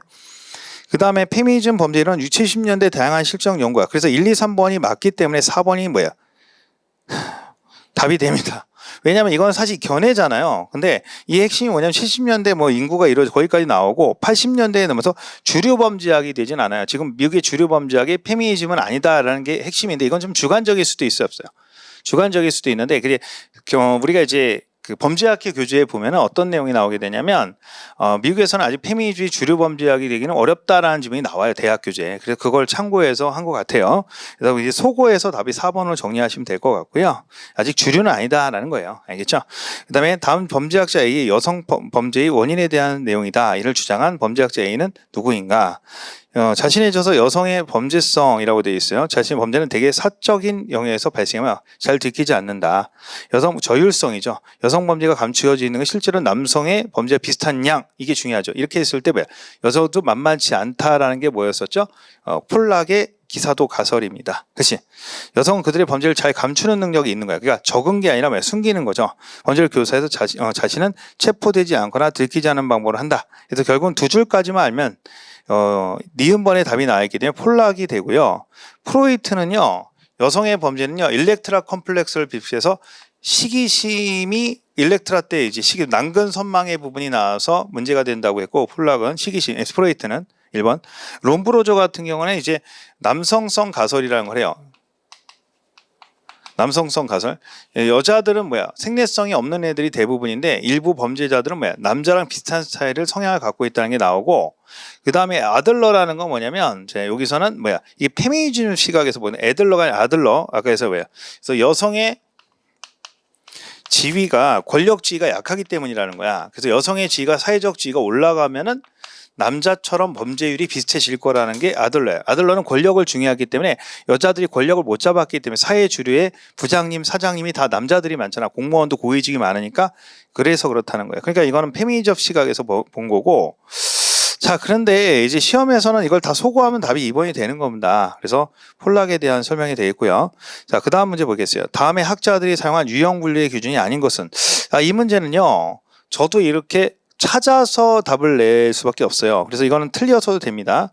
일단 문제를 찍을 때 어떻게 찍었느냐, 보통 이제 학생들 중에 맞힌 학생을 보니까 이게 지금 사회학적 범죄 이론이니까 범죄인을 분류할 때 이제 가로팔로랑 페리는 뭐야?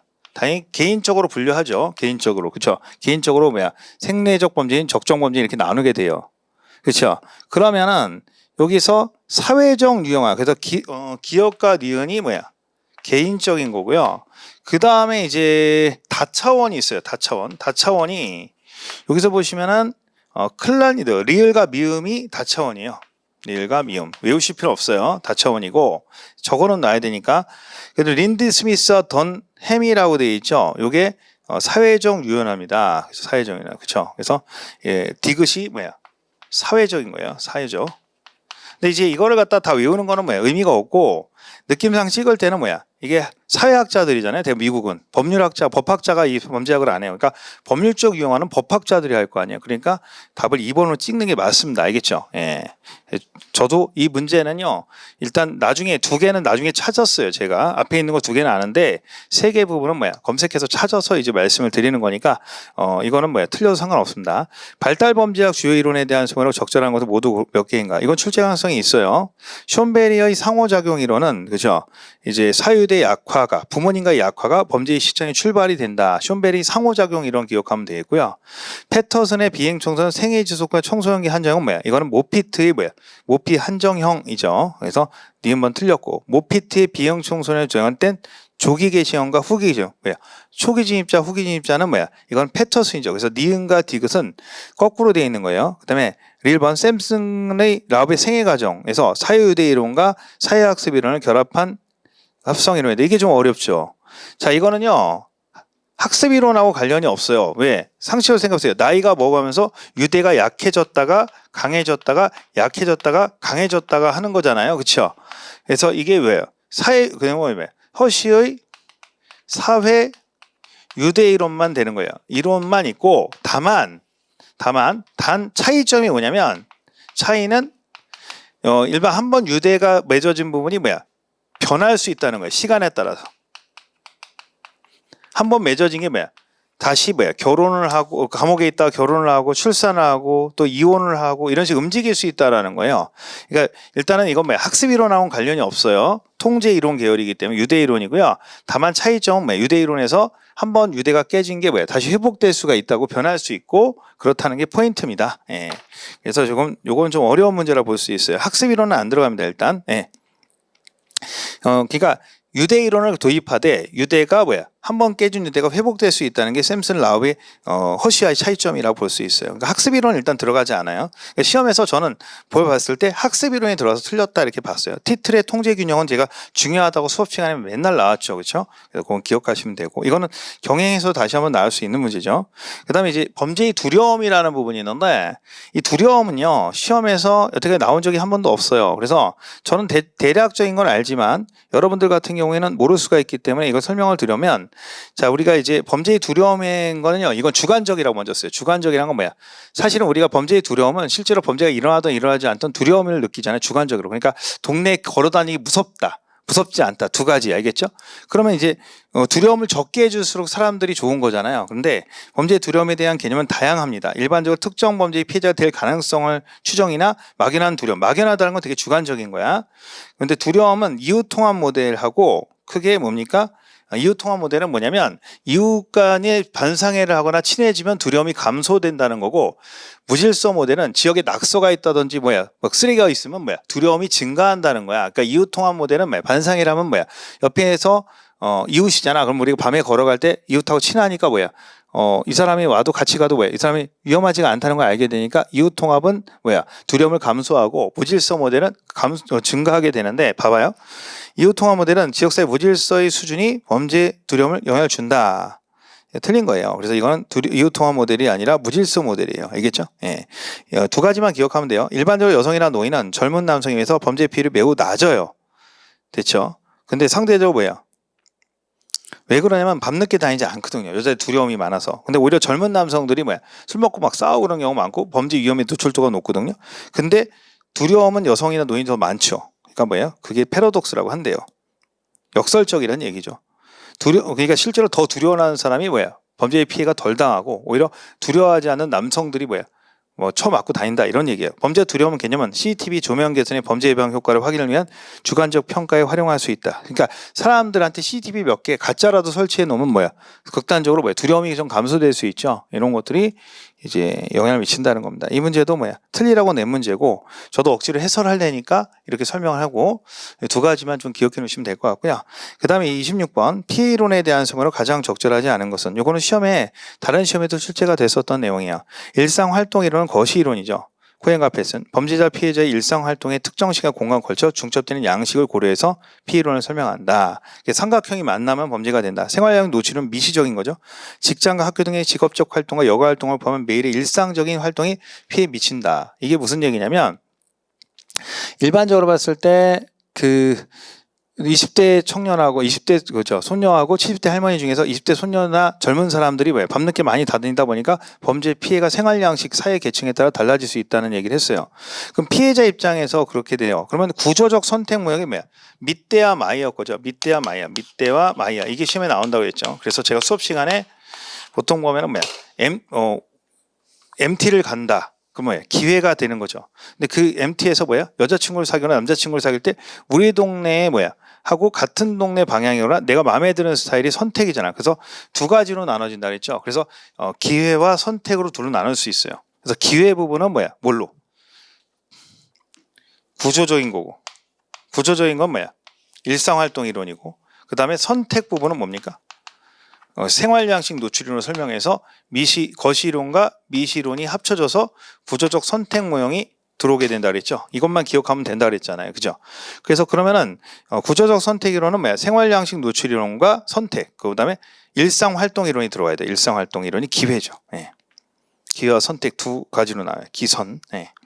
그래서 3번이 되겠습니다. 이건 뭐 자주 나오는 문제고 중요한 문제니까 다음에도 출제될 수 있어요. 피해자 가해자 상호작용 이론은 피해자 가해자 했을 때 뭐야? 피해자 원인 제공을 할 수도 있다는 거예요. 상호작용을 통해서 범죄가 일어난다. 그래서 그건 뭐 외울 필요 없고 그냥 설명을 해놨으니까.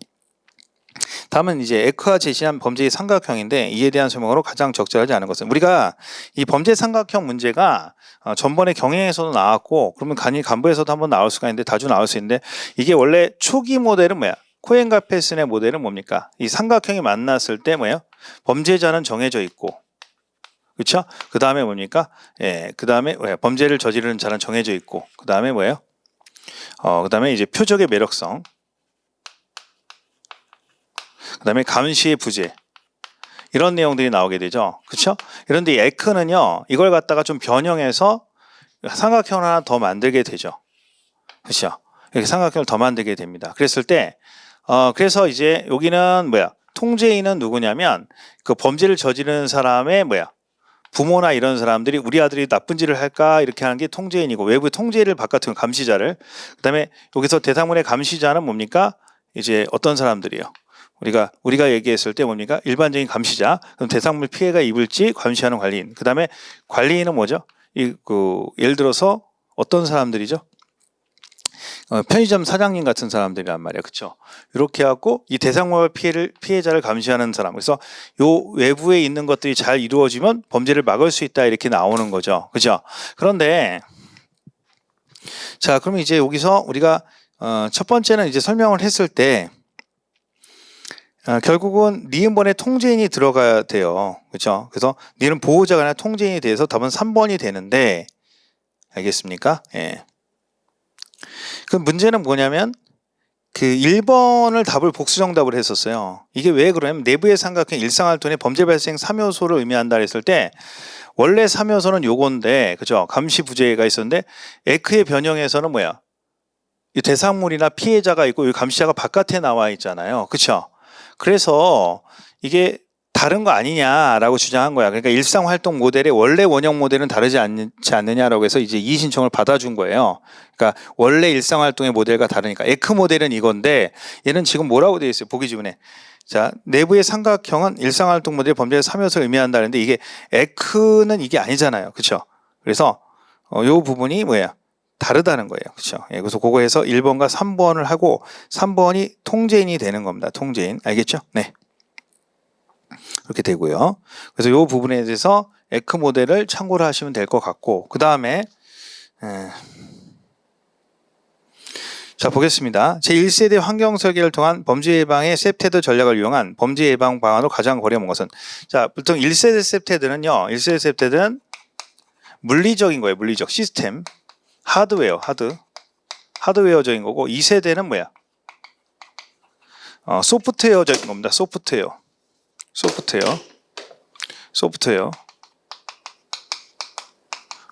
거고, 하드웨어적인 게 아니라. 그래서 그 다음에 이것은 뭐야? 주민의 참여가 들어가요. 주민의 참여. 그 다음에 3세대 같은 경우에는 이제 뭐야? 이걸 잘 조화로 해서 주민이 뭐야? 스스로 그 모델을 결정할 수 있는 결정권자가 되게 되죠. 그럼 이제 물리적인 부분이 뭐예요? 지금 CCTV 설치나 벽화 그리기, 출입구 다니는 사람이 하는 게 아니잖아요. 근데 시민 방범 순찰은 뭐야?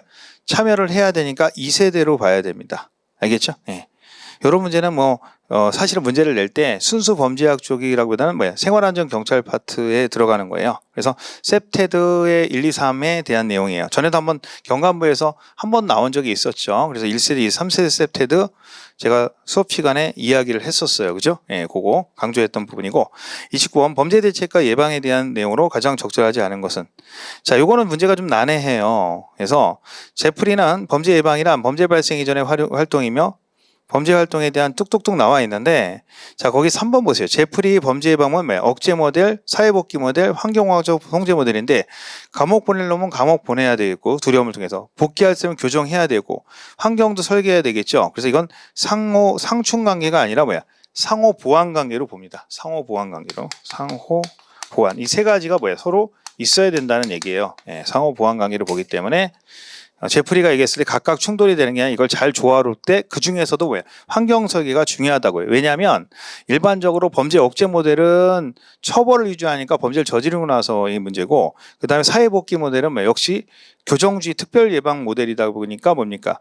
이걸로 했을 때 문제가, 왜냐하면 우리가 통제 모델 같은 경우에는 억제 모델은 두려움으로 모르는 사람들은 뭐야? 범죄를 저지른단 말이죠. 그러니까 이건 해결이 안 되고, 또 사회복귀 모델 같은 건 뭐야? 교정을 해줘야 되는 거잖아요. 그렇죠? 그러니까 범죄를 저지르고 나서 복귀 모델이니까 또 복귀에 대한 의심이 또 될 수 있고, 그런데 환경공학적 설계 모델을 한다고 해도 범죄를 저지르는 놈은 또 저지르잖아요. 그러니까 결국 뭐야?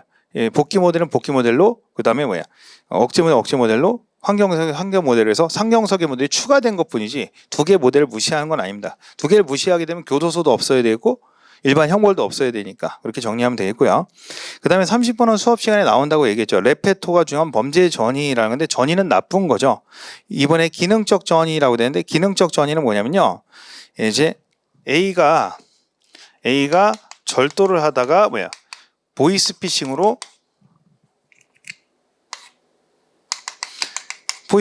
사기잖아요. 그래서 다른 걸로 바꾸게 되는 걸 뭐예요? 기능적 전이라고 해요. 알겠죠? 예. 근데 그거랑 대비해서 전술적 전이라는 게 있죠. 이거는 뭐야? 차로 하다가 오토바이로 훔치는 경우, 그렇죠? 차를 갖다가 이용해서 도망가다가 오토바이로 하는 거는 뭐야? 기술이 바뀌는 거야. 그러니까 외우실 때 어떻게 외웠죠? 정보 처리 기능사, 그 다음에 뭡니까? 용접 기능사, 아예 직업이 바뀌는 거라 그랬죠. 그죠? 예, 식품 조리 기능사 이런 식으로. 네. 답은 2번이 되겠고요. 그 다음에 오늘 어려운 문제가 아니니까 37번 보겠습니다.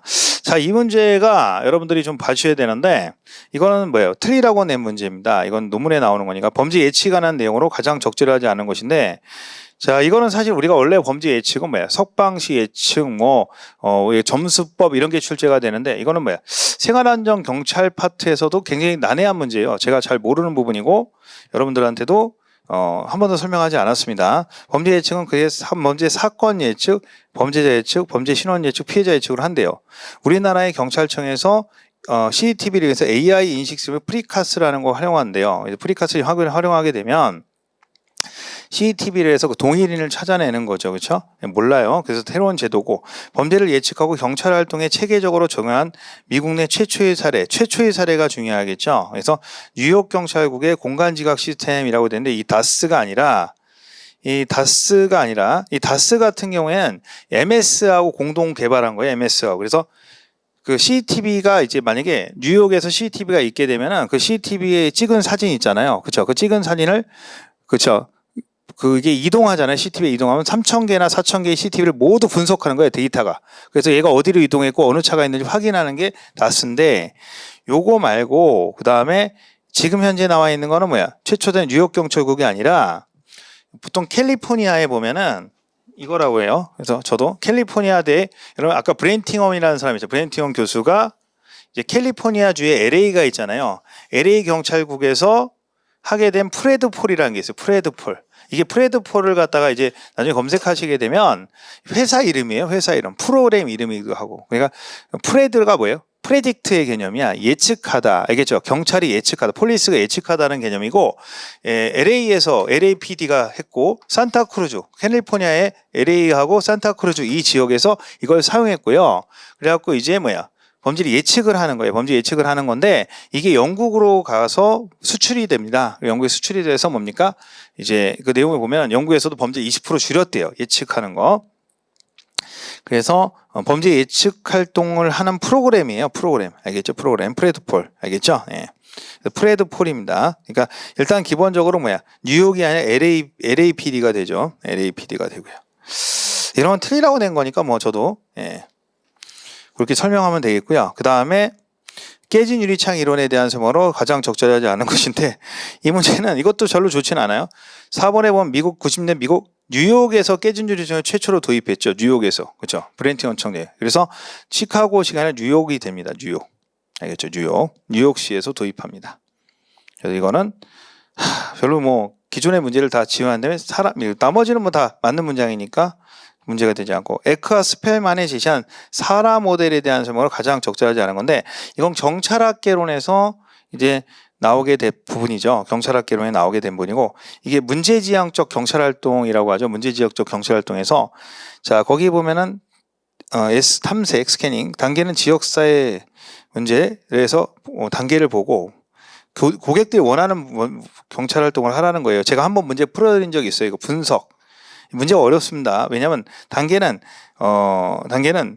문제의 범위와 성격에 따라 문제에 대한 원인을 파악하기 위해서 이렇게 되어 있거든요. 그래서 경찰 내부 조직을 통해 이 부분이 틀린 거라는 거예요. 경찰 내부 조직을 통해. 이게 틀린 거랍니다. 그러니까 원래 법정원이나 그 교재는 뭐야? 요 내부 조직이 없어요. 남은 대응. 단계는 경찰과 지역사회의 다양한 주제가 협력해서 대응을 하는 거죠. 제거하고 평가하는 거. 평가.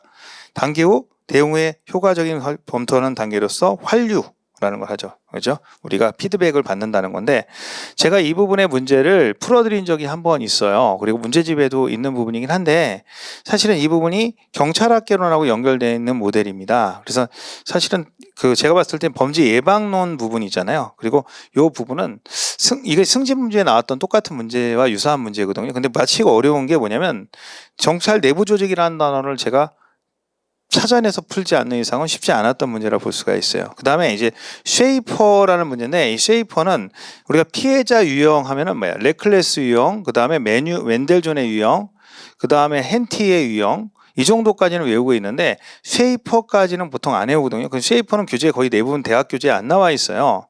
그래서 쉐이퍼는요, 보통 어떻게 하냐면, 보통 기능적 책임성으로 외웁니다. 기능적 책임성으로. 그래서 기능 책임. 그러니까 얘가 어떤 기능적으로 책임이 있느냐, 알겠어요?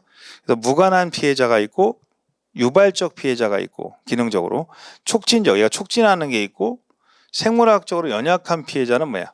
그래서 이런 게, 그 다음에 사회적으로 연약한 피해자, 사회적으로 정치적 피해자, 자기 피해자와 스스로 피해자와 이런 것들이 있는데, 이 기능적 책임성으로 분류한다는 거랑 쉐이퍼의 피해자 유형을 하는데, 이게 시험에서 출제 가능성이 높지는 않은데 이렇게 나왔으니까 여러분 외우실 때는 쉐이퍼는 기능적 책임성으로 나눈다까지는 기억해 놓으셔야 될 것 같아요. 간부 학생들은 보고 다음에는 출제 가능성이 높지 않을 것 같습니다. 왜냐면 그냥 버리셔도 될 것 같아요. 자, 이거는 나중에 제가 이제 문제를 풀 때 어차피 해설지가 나올 테니까 하지만 외워야 되는 문제잖아요. 그렇죠? 그 세부적인 특징이 뭔지 외워야 되니까 너무 많죠. 그래서 이거는 뭐 적절하지는 않은 것 같아요. 자, 그다음에 응보적 사업과 회복적 사법에 대한 설명을 가장 적절하지 않은 것인데, 이건 수업 시간에 하도 자주 했기 때문에 회복적 사법 모델이 있는데, 여기서 답은 뭐가 되죠? 3번이죠. 응보적 사법에는 피해자는 사법 절차에 직접 참여자, 범죄 관련 중심인물이 되는 건 뭐예요? 피해자가 참여하게 되는 건 뭐예요? 회복적 사법이 되죠. 그래서 답은 3번이 되는 겁니다. 알겠죠? 나머지는 외울 것도 없고 다 배웠던 거니까. 그 다음에 36번 문제는요, 수업 시간에 풀어드렸던 문제예요. 소년사법 문제의 이념인데, 제가 수업 시간에 굉장히 중요하다고 얘기했던 부분이죠. 인격주의는 소년사법 절차에서 소년 개인의 단위로 복자적, 이걸 뭐예요? 개별주의라고 했죠. 개별 사건으로 처리한다. 개별주의라고 했어요. 그럼 인격주의라는 건 뭐예요? 그래서 이거는 뭐야? 개인의 얘가 왜 이렇게 형성이 됐는데 뭐예요? 환경이나 이런 것들을 중시해야 된다는 거야. 반사회적 성격을 왜 갖게 됐는지. 보통 소년 같은 건 뭐예요? 불우한 가정이 많으니까 이런 걸 좀 뭐야? 조사를 해보라는 얘기가 인격주의입니다. 알겠죠? 네. 나머지는 뭐 이게 문제가 되지 않고요. 그래서 수업 시간에 이거는 쉽게 풀 수 있을 거예요. 느낌으로도 풀 수 있으니까. 예. 근데 여기서 문제는 뭐냐면 지금 법령이 나오지 않고 이념이 나왔잖아요. 그렇다고 그러면 소년보호 파트를 전혀 강의를 안 할 수도 없게 되니까 가급적 다음부터는 주로 이론 문제들 많이 제시할게요. 예를 들어서 다음에 나오게 되면은 뭐 예를 들어 가지고 뭐 보관찰 이론이나 소년 사법 이론에서의 부분들의 이론들을 좀 설명해서 하도록 하고요. 절도 범죄의 취약 물품에 대한 설명으로 가장 적절하지 않은 것은 이 문제도 저는 여러분들이 볼 수 없는 문제죠. 교과서 국내 교과서에 없으니까. 자, 그러면 이제 일단 기본적으로 이제 느낌으로 풀어야 돼. 이걸 사실은 짜증나죠. 사실 학생들이 대부분 느낌으로 풀었다고 하죠. 절도범죄의 취약물품에 대한 설명을 가장 하는데 취약물품이 거기 핫프로덕츠라고 문제에 나와 있죠. 취약물품이 뭐냐면 결국 가장 갖고 싶은 물건. 그러니까 도둑질하고 싶은 물건. 그렇죠? 절도 범이 좋아하는 물건이라는 거야.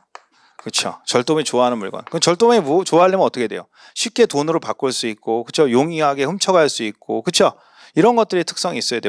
그런 것들을 갖고 있는 거야. 그래서 취약물품이라는 건 뭐냐면 결국은 사람들이 잘 훔쳐가려고 하는 거. 우리나라에서 아이패드 같은 것들 이런 것들이 되겠죠. 핸드폰 이런 것들. 자, 클라크는 취약물품의 특성을 설명해서 코엔 갈페슨의 비바 모델인데 이 비바 모델은 뭐냐면 여러분들이 이제 같이 밸류, 그 다음에 이동성, 그렇죠? 예, 이너시아, 가시성, 비저블리티, 그렇죠? 볼 수 있는. 그 다음에 접근성, 억세스 이런 것들을 고려해서 이제 물건을 훔친다는 거야. 아시겠죠? 그럼 접근성이 용이해야 된다는 거지. 거기서 이제 나온 게 이제 크레비드라는 거예요. 이건 영어 단어가 아니고요. 그래서 이거 단어가 이제 확장된 거예요. 알겠죠? 그래서 그런 것들이 예를 들어 가지고 숨길 수가 있고 컨시러블 이런 식으로 C를 붙이는 거야. 알겠죠? 예. 그다음에 제거할 수 있는 거, 리무벌 이런 식으로 이제 단어를 붙인 거거든요. 나중에 해설할 때 자세히 설명하겠지만 그러면 이런 것들은 외울 필요는 없는데 자, 그래서 일단은 잘 모르잖아요. 그래서 이걸 비바 개념이 확장돼서 몇 글자죠? 지금 5글자가 됐죠? 6글자. 하나, 둘, 셋, 넷, 다섯, 여섯 글자로 늘어난 거야. 알겠죠? 그래서 더 훔치기 좋은 물건이라는 뜻이야. 아시겠죠? 그러면 취약물품으로 휴대폰보다 대형 미술품의 크레비드의 성격이 더 가깝다. CR의 BD, VED. 그렇죠? 이건 영어 발음하기도 어렵죠. 이거는 실제로 단어가 있는 게 아니니까. 그래서 셉테드랑 비슷한 거예요. 그러면 이제 상식적으로 취약물품이라는 건 훔치기 쉬운 물품이라는 걸 알면 답이 3번이 나오는 거예요. 휴대폰은 쉽게 훔칠 수 있잖아. 돈으로 바꿀 수 있지만 대형 미술품은 들고 다니기도 힘들고 뭐하잖아. 그래서 하고 제품 디자인이나 목표물 강화. 전략은 취약물품도 절도를 예방할 수 있다는 게 뭐냐면 이게 취약물품이라 해도 실제 우리나라에 보면 아이패드 같은 거 있잖아요. 그런 것들을 어떻게 하죠? 각인 같은 거래요. 이름을 새겨놓는단 말이야. 그러면 목표물에 대해서 훔치기 어렵게 만든다든지 또는 그 패드 같은데 자물쇠를 만들어요. 노트북에 자물쇠를 만들어갖고 잠그고 나갈 수. 우리나라는 노트북 안 훔쳐가지고 외국은 노트북 막 훔쳐가잖아요. 그렇죠? 우리나라는 자전거를 많이 훔쳐가지. 그래서 그런 열쇠 같은 게 내장돼 있어서 테이블에다 놓고 커피 마시고 왔는데 그대로 있어야 된다는 거고 핸드폰 같은 경우에도 각인 이름이 새겨져 있거나 위추측이 가능하게 만들게 되면 디자인을 바꾸게 되면 이게 훔치기 어렵게 만들어진다는 거야. 1년번을 만든다지 이런 내용입니다. 그래서 이렇게 정리하시면 되겠고요. 이건 느낌적인 느낌으로 찍어야 됩니다. 찍어야 돼요. 그렇죠? 이거는 여러분 많이 맞히셨을 것 같아요. 근데 학생들 보니까 별로 안 틀렸다 그래도 모르고도 맞췄다는 거예요. 제주가 좋고요. 그렇죠? 자, 그 다음에 이제 약물범죄에 대한 설명을 가장 적절하지 않은 것인데 이거 수업 시간에 되게 강조했었죠. 이게 제가 보니까 저만 이걸 강조한 게 아닌데 시험에서 이게 경지사 문제하고 비슷해요. 왜냐면 보세요. 4번에 마약의 주 생산지는 황금의 삼각지대 초생달 지역 이거는 아편을 하죠. 그래서 미얀마, 라오스, 태국 그 다음에 아프가니스탄, 이란, 파키스탄이 골든의 초생달 지역에 나눠지죠. 코카인 같은 경우는 콜롬비아 커넥션이에요. 그래서 콜롬비아 커넥션이 들어가요. 콜롬비아에서 생산한다고 그랬어요. 제가 수업 시간에. 그래서 아편과 헤로인은 어디예요?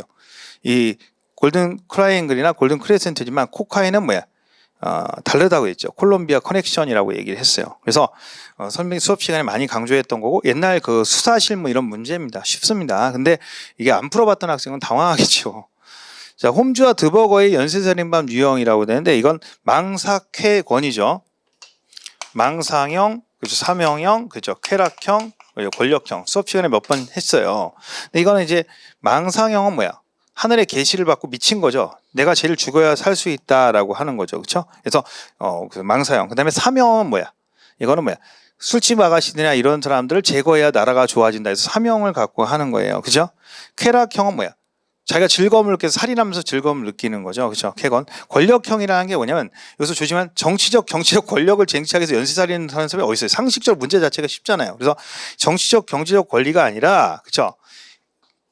다른 사람, 그 대상자를 통제하는 거야. 살인범이. 자, 얘가 죽이려면 뭐 벌벌 떨잖아. 그거에 만족을 느끼는 거야. 그러니까 정치적 권력이 아니라 내가 어떤 사람을 지배하는 거. 대상자를 지배하면서 막 쫄아가지고 살려주세요 하는 모습이 좋은 거야.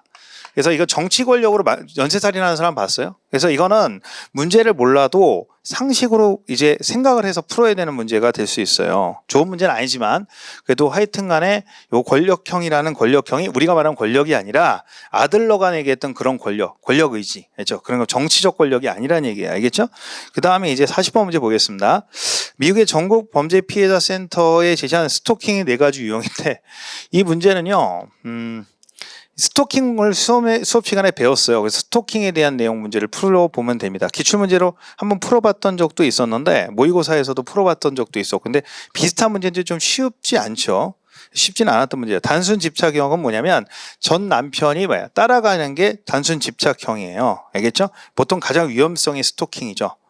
애정 집착형은 뭐죠? 이게 되게 재밌는 게 애정 집착형은 뭐냐면 거의 피해자 스토커 사이에 기존에 특별한 교류가 없어서 서로 잘 모르는 사이에서도 그죠? 이게 뭐냐면 보통 연예인을 좋아하는 거, 연예인을 좋아하는 거 알겠죠? 예, 연예인을 망상. 그 다음에 뭡니까? 비슷한 게 뭐예요? 연애 망상형이라는 게 있죠. 망상이 뭐야? 헛된 생각이거든요. 이거는 뭐냐면 상대방이 연예인이 나를 좋아한다고 생각하는 거야. 그러니까 여기서 애정 집착형은 뭐냐면 내가 상대방을 좋아하면서 연예인 좋아하는 거야. 그 연예인 좋아하면서 스토킹하는데 크게 문제가 되지 않죠. 일단 죽이거나 그러지 않잖아. 그 연애 망상은 뭐냐면 내가 텔레비를 보는데 텔레파시를 보내는 거야. 예를 들어서 무슨 걸그룹의 여자애가 그죠? 나한테 사랑한다고 윙크한다 이렇게 생각하는 또라이 같은 망상형이 되는 거죠. 반대 개념이지, 그렇지? 그다음에 이제 허위 피해 망상형. 그렇죠? 이건 뭐야? 그 다음에 증오망상형이라는 말은 없어요. 알겠죠? 예, 이건 틀렸습니다. 허위 피해 망상형 들어가고 연애 망상형 있는데, 그렇죠? 그래서 원한 관계가 있는 이거 3번은 없습니다. 알겠죠? 예. 허위 피해 망상형은 실제로는 스토커가 없는데 스토커가 있다고 생각하는 거죠, 그렇죠? 그래서 여러 가지 설명했는데 여기 안 들어가는 게 3번이 되겠습니다. 자, 이렇게 이제 여러분한테 정리를 해드렸고요. 나중에 해설이나 이런 것들은 이제 필요할 때 제가 추후에 정리해서 해드릴 겁니다. 여러분들 문제 중에서 제가 말도 안 되는 문제라고 얘기했던 문제들은 여러분이 틀리셔도 상관이 없는데 제가 이제 안타까운 건 뭐냐면 2가지예요.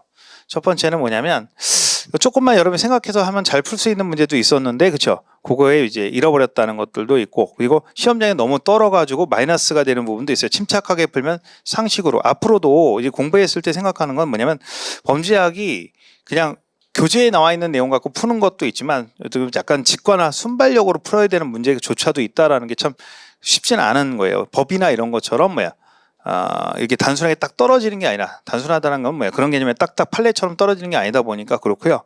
아무튼 간에 경찰 간부 학생들도 마찬가지고 경영 학생들도 마찬가지고 일단 안타깝게 생각하는 문제는 이렇게 앞으로 나오면 안 된다는 거. 적어도 뭡니까 어느 정도 찍어서 합격하는 경우는 안 돼야 되겠죠. 열심히 노력하는 학생이 합격하는 쪽으로 방향이 잡혀야 된다는 거 말씀드리고, 자 그러면 말씀드리겠습니다. 다음에는 그럼 어떻게 할 거냐. 다음에는 제가 봤을 때는 이렇게 지나치게 말도 안 되는 문제는 좀 지양할 것 같습니다. 그래서 어느 정도 이제 아마 지시가 나올 것 같으니까 교과서에서 최대한 문제를 내는 쪽으로 선택을 할 것 같습니다. 그래서 난이도는 지금보다는 한 3-4개 정도 쉬워지지 않을까 싶습니다. 그러니까 너무 이렇게 됐다고 해서 깊게 공부하는 것보다는 정확하게 맞출 수 있는 문제들, 그러니까 정확하게 아까 말씀드렸듯이 36개를 목표로 해서 거기다 공부하고 나머지는 뭡니까 직관으로 풀던 그런 식으로 정리하는 게 나을 것 같습니다. 아무튼 고생이 많으셨습니다. 수고하셨습니다.